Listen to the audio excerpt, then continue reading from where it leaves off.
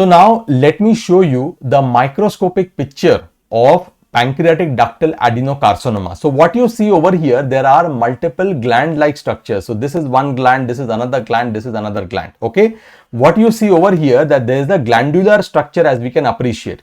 Now very importantly, if you see in the high power view, okay, all these cells that you see, they are lined by cuboidal to columnar epithelium. So if you see some of the epithelial cells are columnar, some of them they look like cuboidal. So there is a cuboidal to columnar epithelium. If you look at the individual nuclear features, they are pleomorphic in nature. Okay, so they are pleomorphic, irregular nuclear membrane is there. Not only that, they will show the production of intracellular mucin as we can appreciate over here. So this is all mucin. So mucin is produced not only inside the cell but also inside the lumen of the gland. So this is again the production of the intracellular mucin as well as intraluminal presence of the mucin as we can appreciate. Okay, not only that, as we can see, as this mucin has come out over here, okay, so that has basically elicited a very strong desmoplastic response. So this entirely, if you see, this is a desmoplastic response characterized by dense deposition of collagen fibers. Okay, and very importantly, within this lumen of this gland, you can see the presence of inflammatory debris.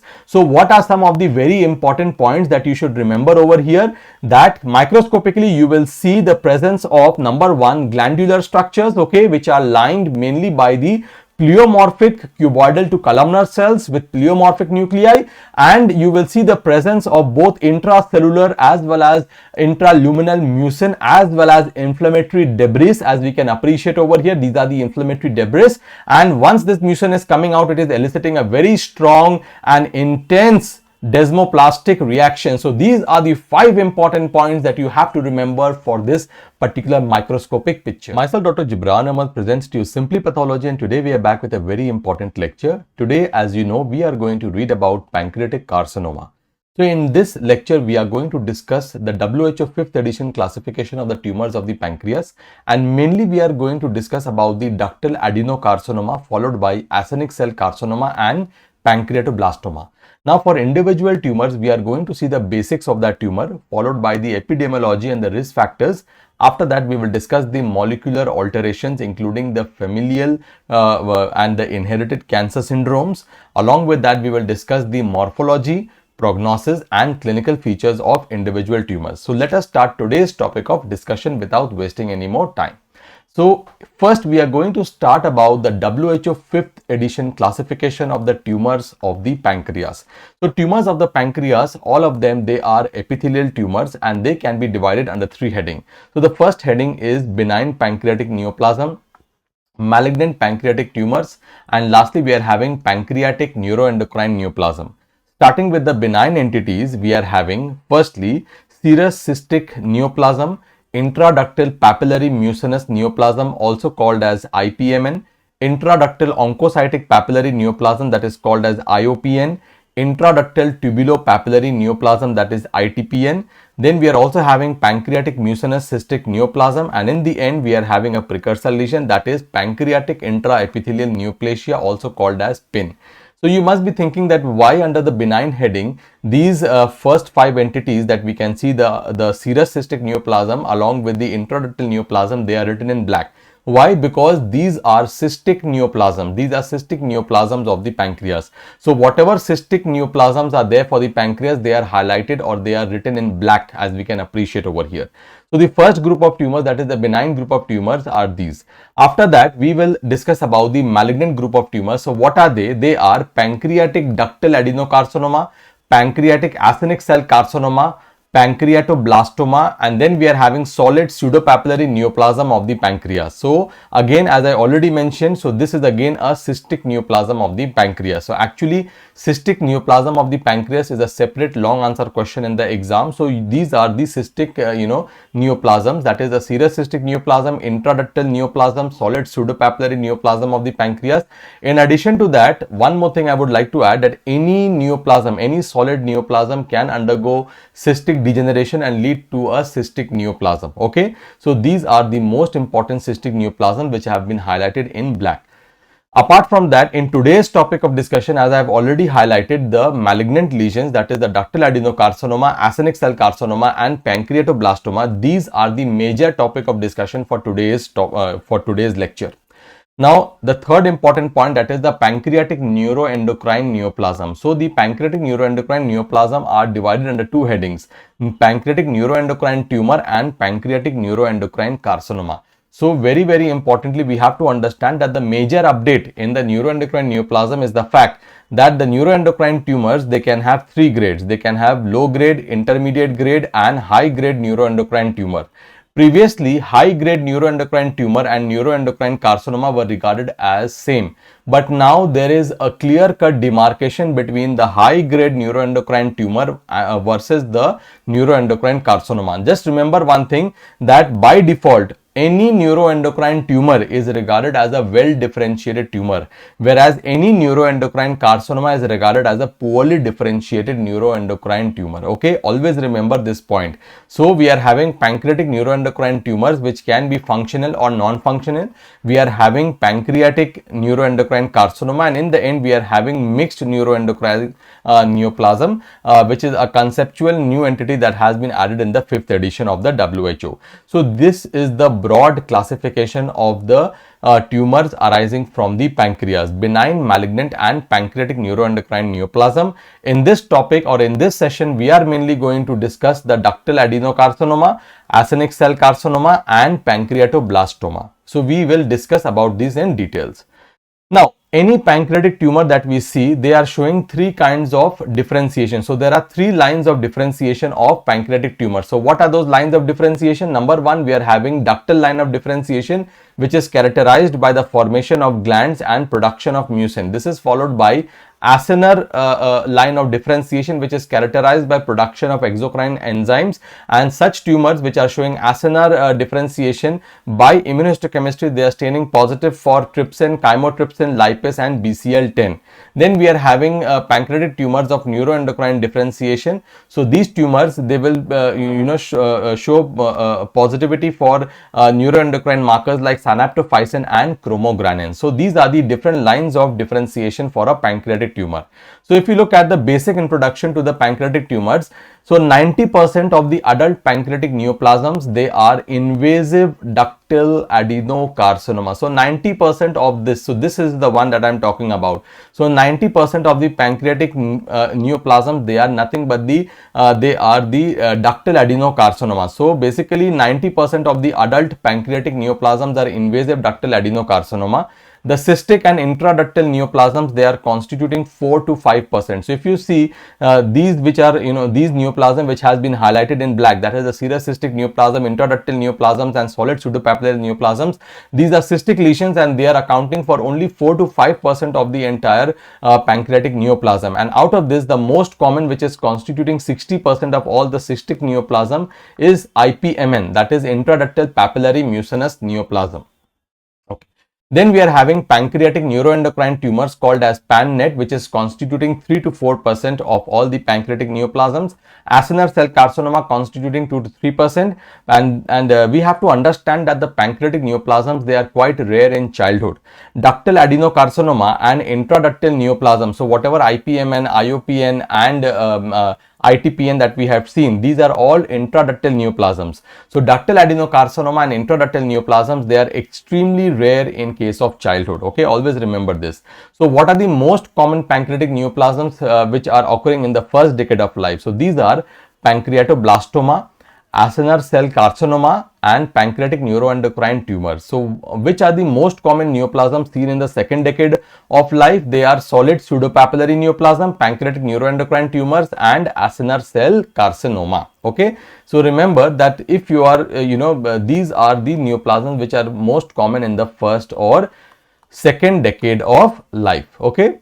Now, having seen the basic introduction of the pancreatic tumors and seen the classification of the WHO 5th edition, now we are coming to the major topic of discussion for today, that is the pancreatic ductal adenocarcinomas. Now, if someone is talking about pancreatic carcinoma, okay, then we regard it as the ductal adenocarcinoma only, and it is constituting 90% of all the pancreatic neoplasms which are occurring in adults. Okay, so let us see the introduction. So pancreatic ductal adenocarcinoma, also called as PDAC, it is an invasive pancreatic epithelial neoplasm which is usually associated with luminal or intracellular production of mucin.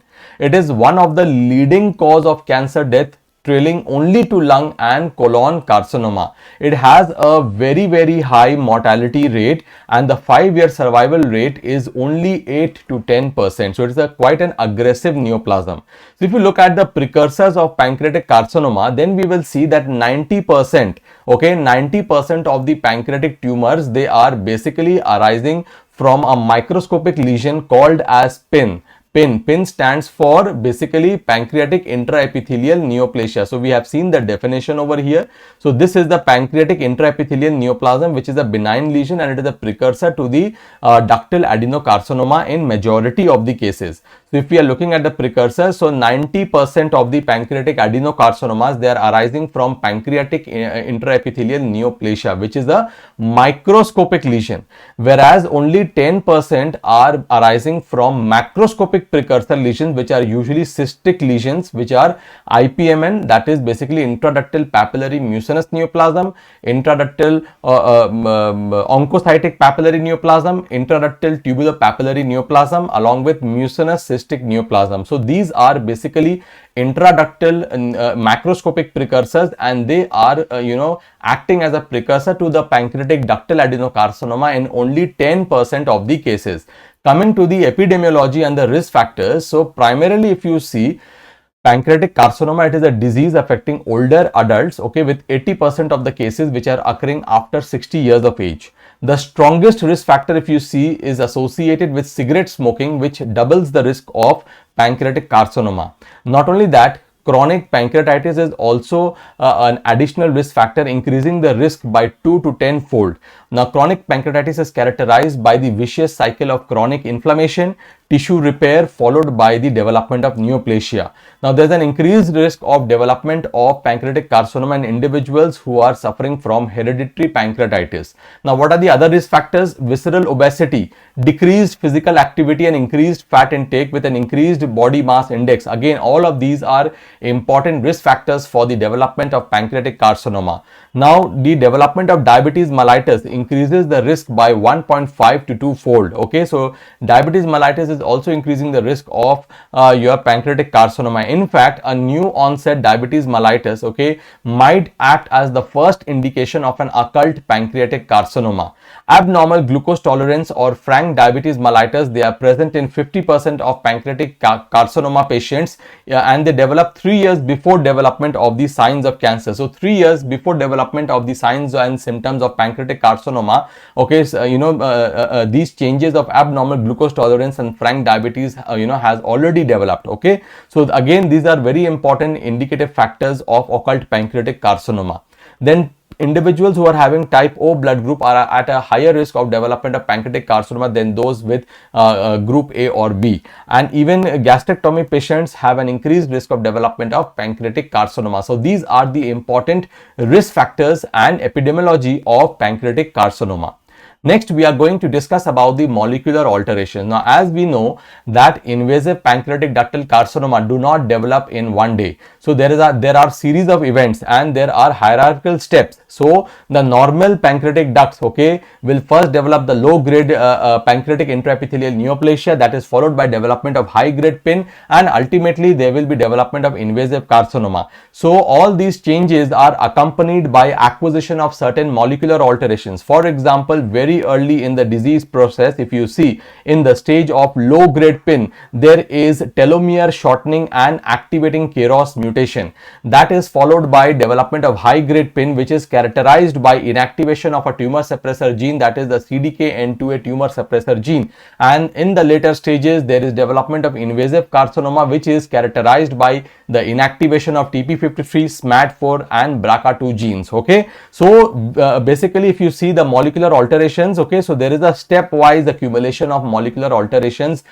finally leading to the development of invasive ductal adenocarcinoma. So as we have already seen that the PIN, that is the pancreatic intraepithelial neoplasia in 90% of the cases is acting as a precursor lesion of invasive ductal adenocarcinoma of the pancreas. So this pancreatic intraepithelial neoplasia can be low grade or it can be high grade. So let us see what are the individual important features of each.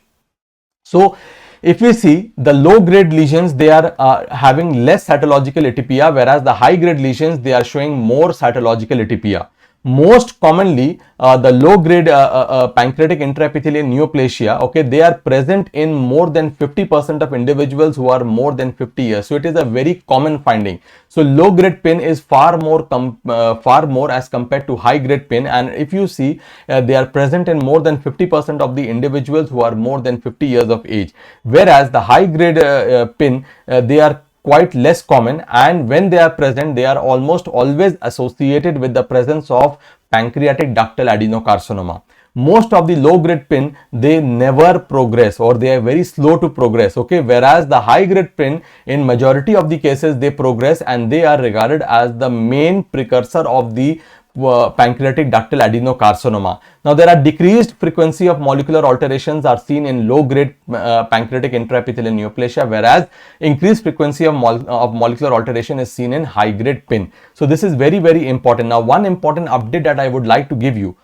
Previously, in the previous edition of the WHO, the pancreatic intraepithelial neoplasia or PIN, they were having 3 grades, okay, they were having PANIN 1, 2, 3, or low grade, intermediate grade and high grade of pancreatic intraepithelial neoplasia. But now basically it is seen the low grade and the intermediate grade PIN is coming under the heading of low grade PIN. So low grade PIN is incorporating the low grade along with the intermediate grade dysplasia, that is coming under the low grade PIN, whereas the high grade PIN is containing the PANIN 3, that is the high grade dysplasia is under the high grade PIN. So now there are only 2 grades, okay, there is a low grade PIN and high grade PIN. So there's a low grade dysplasia, whereas there is a high grade dysplasia. So the highest third of dysplasia is coming under the high grade PIN. So this is an important difference from the in comparison to the previous editions of the WHO.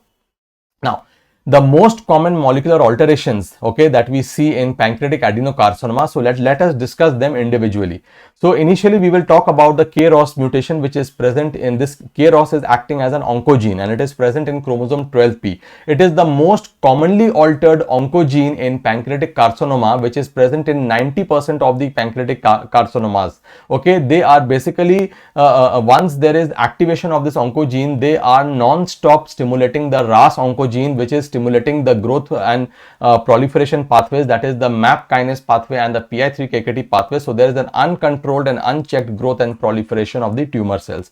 Now the second important molecular alteration is seen in the tumor suppressor gene, that is the CDKN2A tumor suppressor gene, which is present in chromosome number 9p. Normally this tumor suppressor gene is encoding 2 protein, that is the P16INK4A, which is normally inhibiting the cell cycle. It antagonizes the cell cycle, and it is also releasing another important tumor suppressor protein, that is the ARF, which is enhancing the activity of another tumor suppressor gene, that is the P53.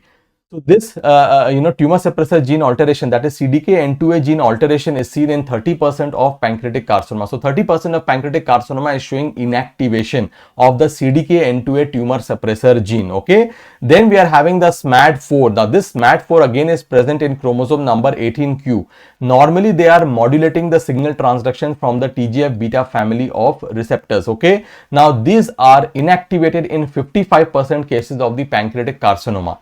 And lastly, we are having the TP53 tumor suppressor gene, which is located in 17p, that is the location, and it is encoding a tumor suppressor protein, that is P53. And if you recall, the P53 is basically, it is putting stop to the cell cycle in case of DNA damage is detected. Okay, normally it is basically, it is having the responsibility of stopping cell cycle for those cells which are having DNA damage. Okay, so this is seen to be inactivated in 70 to 75% of the pancreatic cancers. So these are the 4 most important genes that at least you have to write in the exam. You have to write about the KROS oncogene, CDKN2A tumor suppressor gene, SMAD2 and TP53 tumor suppressor gene. So these are some of the molecular alterations that we are looking in case of your pancreatic carcinoma. Apart from this, we are also having epigenetic alterations. So what are those? So there are 2 kinds of epigenetic alteration that you will see. Okay. First, there is a DNA methylation abnormality that we can appreciate. Now, this DNA methylation abnormality can either be hypermethylation. So, there can be hypermethylation leading to silencing of the tumor suppressor gene, example the CDKN2A. And as CDKN2A is the tumor suppressor gene, so hypermethylation will lead to a silencing, and that is going to remove the brakes on the cell cycle. So, there will be unchecked cell growth and proliferation. Similarly, sometimes there can be hypomethylation. Hypomethylation of what? The oncogenes, leading to its activation. For example, hypomethylation leading to activation of GATA6 BRD4. So, this is one way how epigenetic alteration is causing, is basically contributing towards the molecular carcinogenesis. Okay. Then we are having the molecular profiling. Now, by the molecular profiling of pancreatic tumors, we can see that there are two distinct pancreatic cancer subtypes. So, one is the basal-like, which is highly aggressive. Another is the classical type, which is having a more favorable prognosis. Okay. Now, we are going to discuss about the inherited or familial pancreatic carcinoma. Now, inherited or familial pancreatic carcinoma is affecting 10% of the patients with pancreatic cancer. BRCA2 mutation, they are the most common cause of familial pancreatic carcinomas. Germline testing is now recommended for all patients who are suspected to have pancreatic cancers or in first or second degree relatives of the pancreatic cancer patients. So, let us highlight some of the important disorders, okay, where we are seeing hereditary pancreatic carcinoma. For example, in case of Peutz-Jeghers syndrome, okay, there is involvement of the STK2 gene, and basically it is increasing the risk of pancreatic carcinoma by 130-fold. Then hereditary pancreatitis, okay, where PRSS1 gene is involved, is increasing the risk of pancreatic carcinoma by 50 to 80%.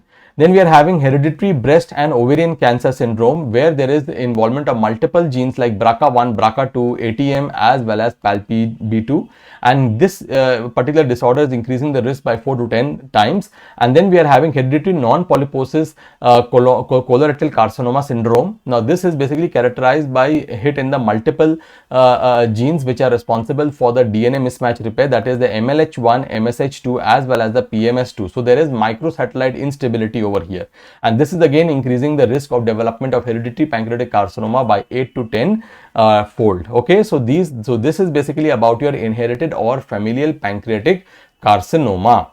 Now we are going to discuss in details about the morphology of pancreatic ductal adenocarcinoma.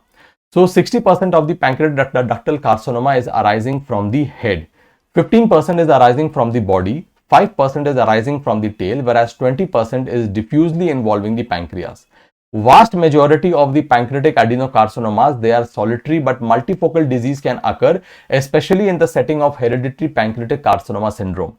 Vast majority, if you see morphologically, they are adenocarcinomas. As I told you, 90% of pancreatic carcinomas are characterized by your adenocarcinomas, okay, which basically resembles the normal ductal epithelium, and they are also producing the mucin. So, what are some of the important characteristics of these adenocarcinomas? Let me highlight them. So, these tumors, they are highly invasive and they extend into peripancreatic tissues very frequently. They elicit a very intense desmoplastic response that is characterized by the deposition of dense collagen. Why is there this desmoplastic response? Some of these glands which are containing or producing the mucin, they rupture, releasing the mucin, and that mucin is eliciting a very strong and intense desmoplastic response. Because of this very strong and because of this dense deposition of collagen, therefore grossly if you see pancreatic carcinomas, most of them, they are hard, they are star shaped, they are grayish white, poorly differentiated masses or poorly defined masses grossly. The individual tumor cells, they are lined by pleomorphic columnar to cuboidal epithelial cell, and they produce mucins that stain with Alcian blue and Paz stain. Now, they can range from either they can be well differentiated adenocarcinoma to moderately differentiated adenocarcinoma to poorly differentiated adenocarcinoma. Very, very important point. Pancreatic carcinomas or ductal adenocarcinomas are characterized by perineural invasion, lymphatic invasion and large vessel invasion. So, under the microscope you can see that they have involved large vessels. So, large vessels with muscular wall, they are being invaded. Even around the nerves you can see that the various duct adenocarcinomas are surrounding the nerve. So, that is called as perineural invasion. So, this is very, very common with pancreatic carcinoma. The most common site of distant metastasis for pancreatic carcinoma includes the liver and the lungs. The less common morphological variants of pancreatic carcinoma includes adenosquamous carcinoma, colloid carcinoma, hepatoid carcinoma, medullary carcinoma, signet ring cell carcinoma. Now recently the WHO has introduced invasive micropapillary carcinoma, which is characterized by multiple small papillae without fibrobascular core, and very importantly they are having a very poor prognosis. Okay, they are having a poor prognosis. So majority of the cases they are adenocarcinomas, that is the major histological subtype, but there can be other histological subtypes like adenosquamous, colloid, hepatoid variety, medullary variety, signet ring cell carcinoma, invasive micropapillary variant, and there is an undifferentiated carcinoma which can either be anaplastic variety, sarcomatoid variety, or carcinosarcoma variety. So I am not going into the details of the individual one because you will not be able to remember everything, but you should at least remember the different histological types of pancreatic carcinomas, out of which adenocarcinoma is most common, and that is followed by these ones which I have already discussed over here. Now very importantly, as most of them they are mucin secreting, so very commonly mucin is there, so you do not need any specific marker, but usually no specific markers are there, but CK7, CK8, CK18 and 19 they are consistently positive. So now let me show you the microscopic picture of pancreatic ductal adenocarcinoma. So what you see over here, there are multiple gland-like structures. So this is one gland, this is another gland, this is another gland. Okay. What you see over here, that there is the glandular structure as we can appreciate. Now very importantly, if you see in the high power view, okay, all these cells that you see, they are lined by cuboidal to columnar epithelium. So if you see some of the epithelial cells are columnar, some of them they look like cuboidal. So there is a cuboidal to columnar epithelium. If you look at the individual nuclear features, they are pleomorphic in nature. Okay, so they are pleomorphic, irregular nuclear membrane is there.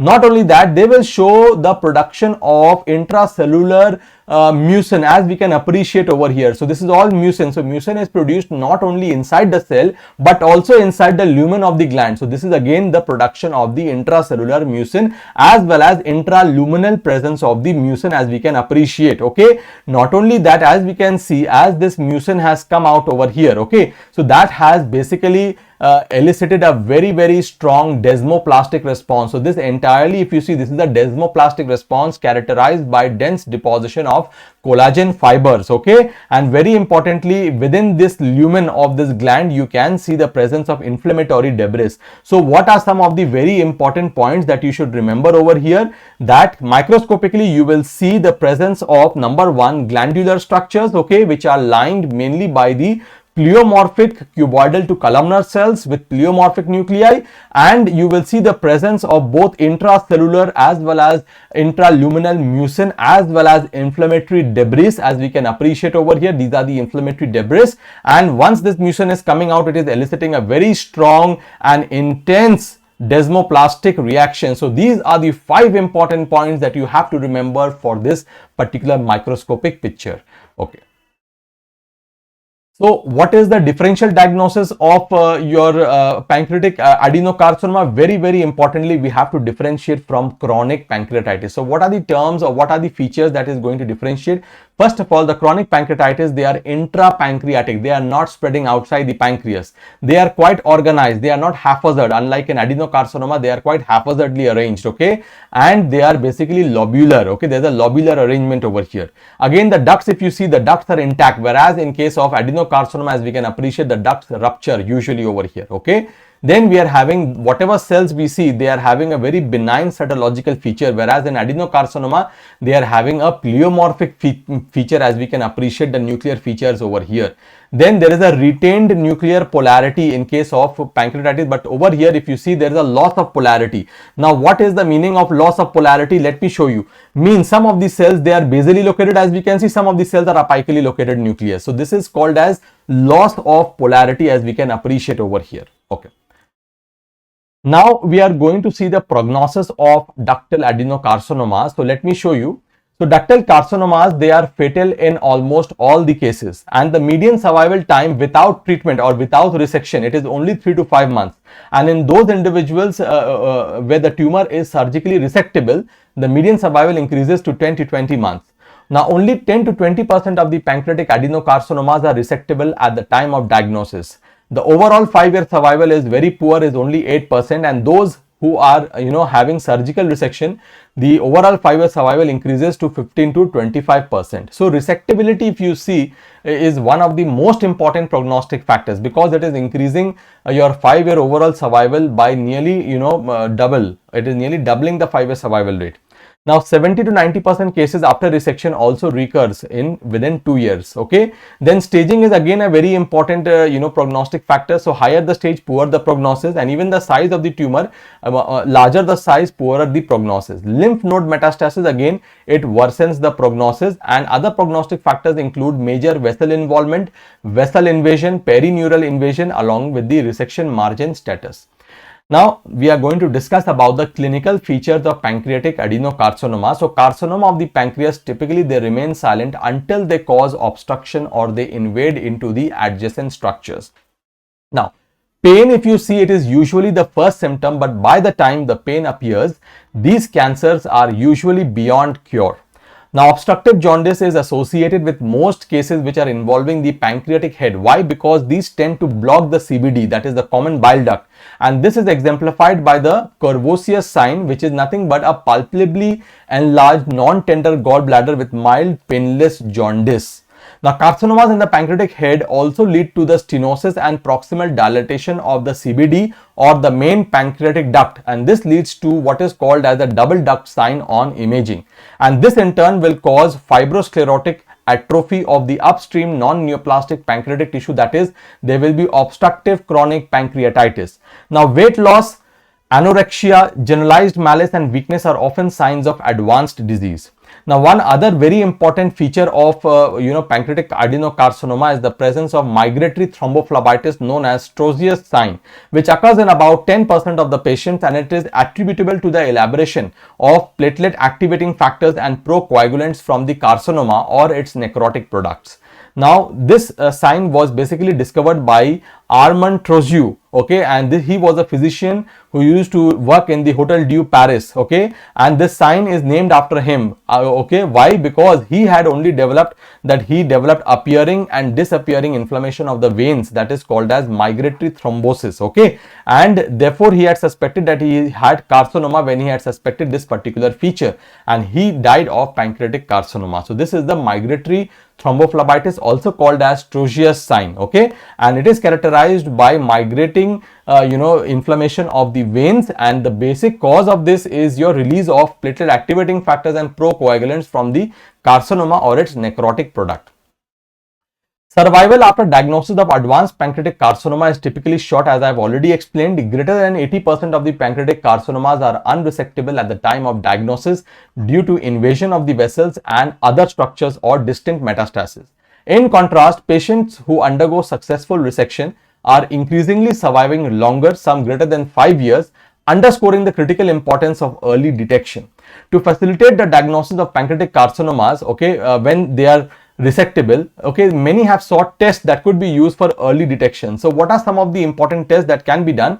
So certain serum levels of several antigens like CEA and CA19-9 are often elevated in individuals with pancreatic cancer, and they can be useful in following individual patients' response to treatment, so in already diagnosed cases. However, these are lacking the specificity and the sensitivity needed to be used as a screening test on a larger population. Okay, although imaging techniques such as endoscopic ultrasonography and CT can be used to establish diagnosis, they are not useful as a screening test. Okay, so they are very much important for diagnosis, but they cannot be used as a screening test. Screening, remember, is not recommended at present for the whole population at large, but now they are recommended only for individuals who are harboring the deleterious germline mutations, or screening should be done in the family members of those patients who are already suffering from pancreatic adenocarcinoma and they are showing certain hereditary molecular alteration. So with this, we have completed the pancreatic adenocarcinoma. Now we are going to discuss about the next section, that is acinar cell carcinoma.